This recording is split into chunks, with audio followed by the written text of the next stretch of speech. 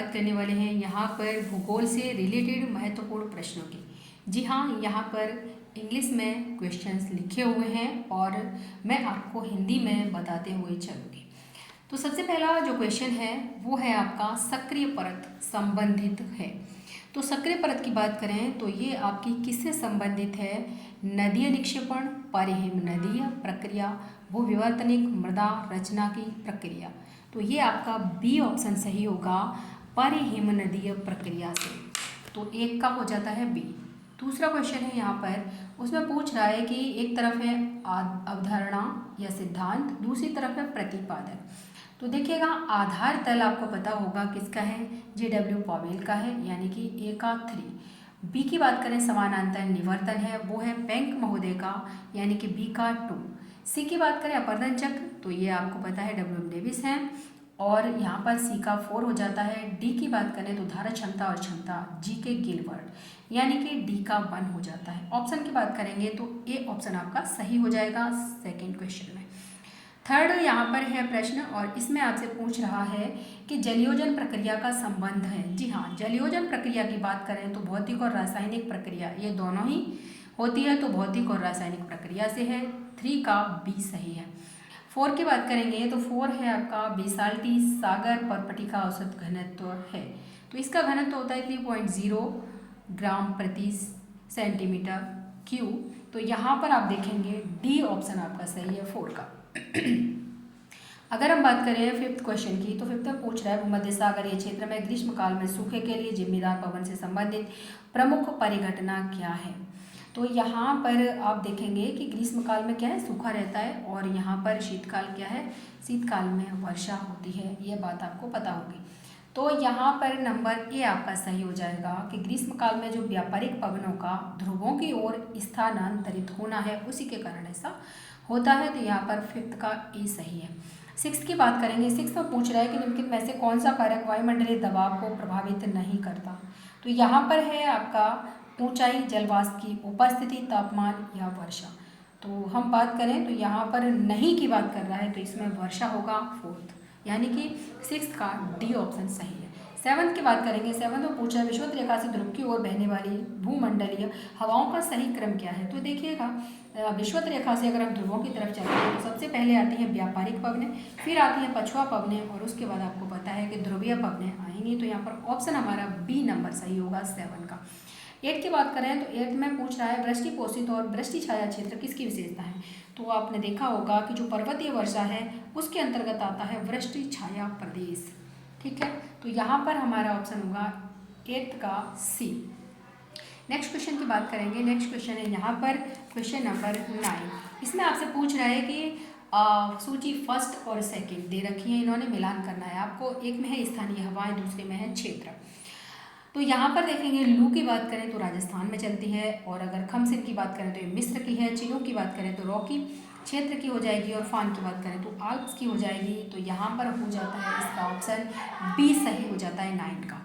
Next question है यहाँ पर, इसमें आपसे पूछ रहा है कि निम्नलिखित में से किन 2 क्षेत्रों के वर्षा की विशेषता कटिबंधीय मानसून वर्षा है। तो यहाँ पर देखें 2 क्षेत्र कौन से हैं, तो वह सह्याद्री होगा और एक होगा गंगा डेल्टा, यानी कि फर्स्ट वाला और आपका सेकंड वाला, यानी कि ऑप्शन देखेंगे तो सी नंबर सही हो जाएगा 10th का सी। 11th की बात करेंगे। यहाँ पर कथन कारण है। कथन है वनोन्मूलन के परिणाम स्वरूप वायुमंडल में कार्बन डाइऑक्साइड के संकेंद्रण में वृद्धि हुई है। भोजन बनाने के लिए प्रकाश संश्लेषण प्रक्रिया के दौरान वन कार्बन डाइऑक्साइड का उपयोग करते हैं। तो यहाँ पर ए आर दोनों सत्य हैं, आर ए की सही व्याख्या है, ऑप्शन सही हो जाएगा 11 का ए।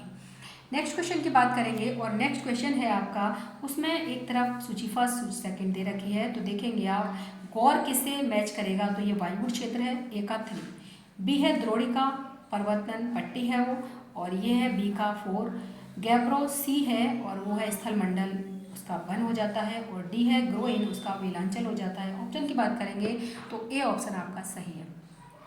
नेक्स्ट क्वेश्चन की बात करें यहाँ पर, क्वेश्चन नंबर है 13। क्वेश्चन नंबर 13 में देखेंगे तो तरंग कार्तिक वेदी पाई जाती है। तो यहाँ पर है ऑप्शन आपका ए बी सी डी, उसमें आपका फर्स्ट ऑप्शन कैलिफोर्निया तट। तो ये कहाँ पाई जाती है, कैलिफोर्निया कोस्ट पर पाई जाती है।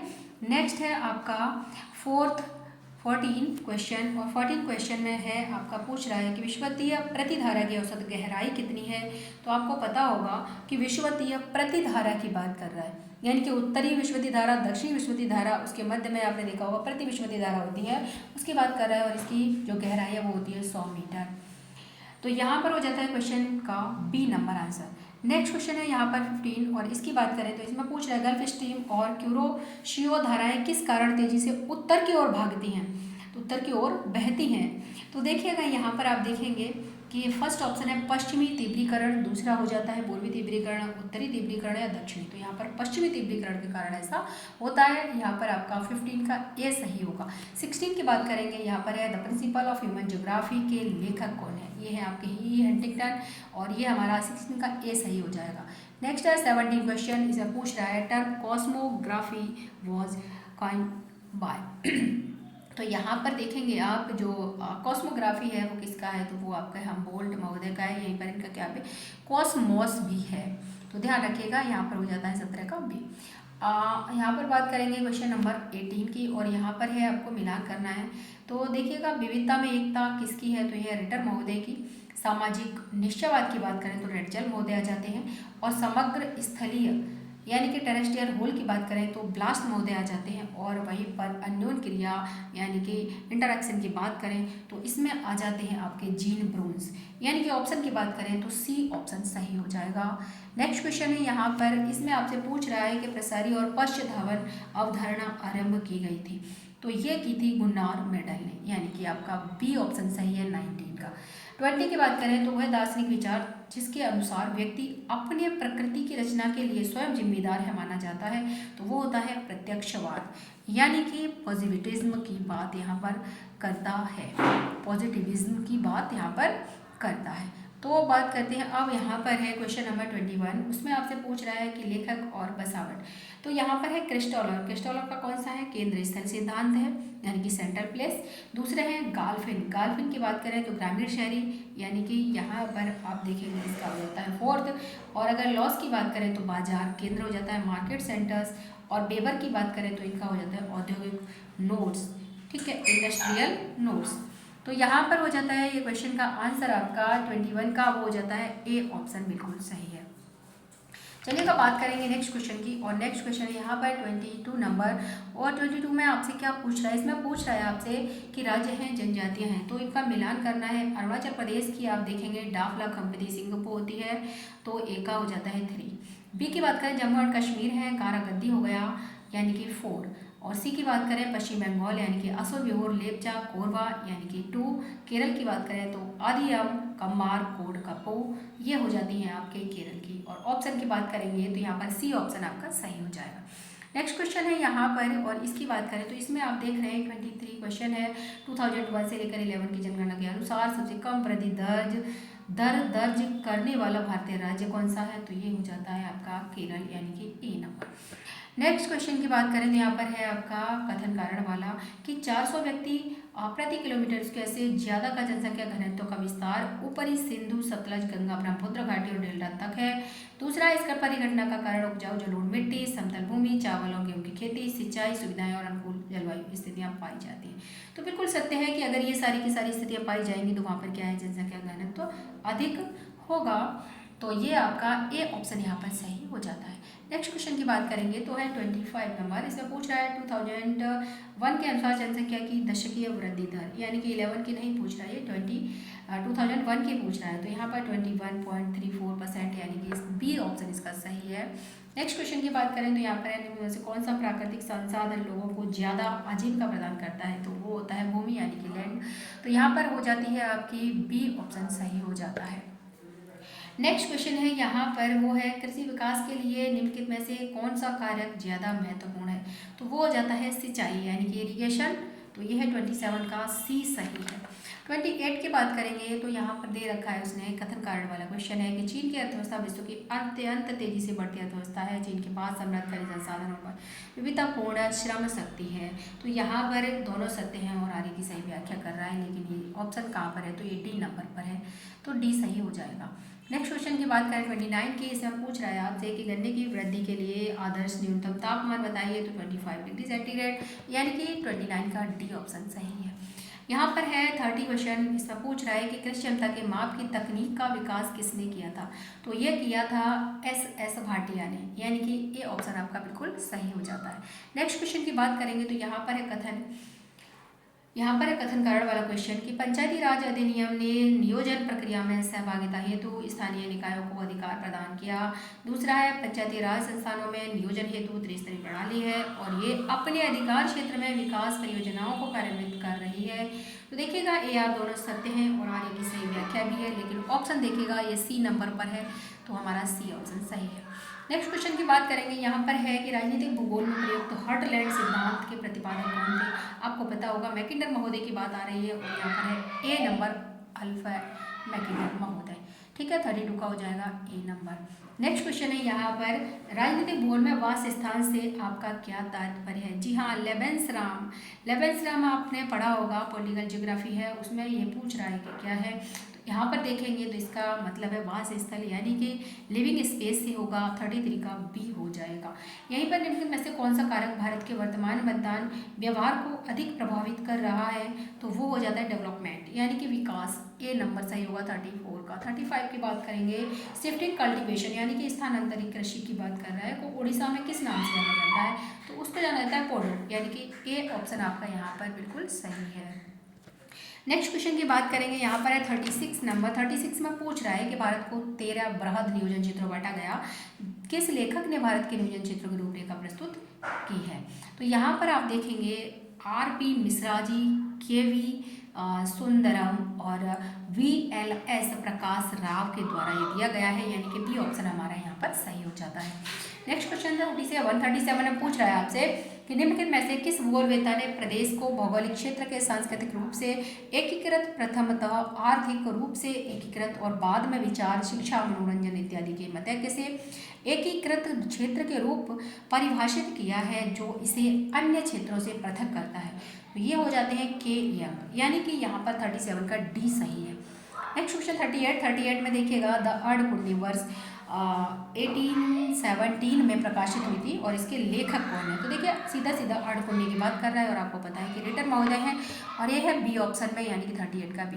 39 की बात करेंगे, यहाँ पर है ज्योग्राफिया और वो आपको पता है कि स्टेबो। कॉस्मोस की बात करेंगे तो हम बोल्ट महोदय आ जाते हैं। नेशन एंड नेशनलिटीज की बात करें तो यहाँ पर होते हैं रेक्लूज और एंथ्रोपोजियोग्राफी की बात करेंगे तो रटजल महोदय आ जाएंगे, यानी कि ऑप्शन की बात करेंगे तो सी ऑप्शन आपका यहाँ पर सही हो जाता है।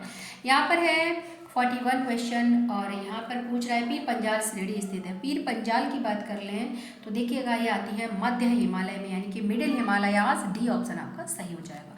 नेक्स्ट है 42 क्वेश्चन और 42 में आपसे पूछ रहा है कि बैगई की सहायक कौन सी है, तो बैगई किसकी सहायक, तो यहाँ पर देखेंगे आप तो हो जाती है सुरुली, और कावेरी, अमरावती, ब्रह्मपुत्र की कौन सी है तो तीस्ता, और गंगा की कौन सी है तो यमुना, आपको पता है। यहाँ पर ऑप्शन हो जाता है हमारा सी नंबर सही। नेक्स्ट क्वेश्चन की बात करेंगे और आपका जो नेक्स्ट क्वेश्चन है वो है आपका 43 क्वेश्चन।